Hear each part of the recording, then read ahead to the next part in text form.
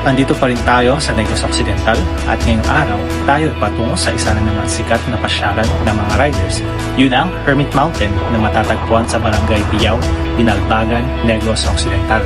Tanaw nga rin pala ang bukang Kanlaon sa ruta natin patungo sa Hermit Mountain kung saan nakita natin ang pagbuga nito ng abo.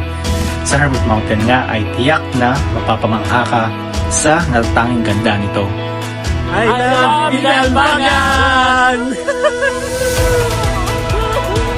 Sa kalsada pa lang na madadaanan ay nakakabihani na at pag umakyat ka naman sa mga view deck nila ay tiyak na matatanaw mo ang kagandahan ng bundok ng Binalbagan at maiisip mo na lang na hindi mo na kailangan lumayo ng Pilipinas para sa mga ganitong tanawin. Paniguradong isa na naman ito na magandang alaala na hindi natin makakalimutan.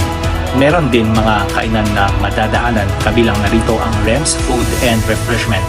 Hindi lang pagkain ang meron sila, kundi mga IG-worthy na mga pictorial spots kung saan kita ang kagandahan ng Hermit Mountain. Meron nga din mga cottage dito kung saan pwedeng magpahinga at ma-enjoy ang likas ng ganda ng tanawin.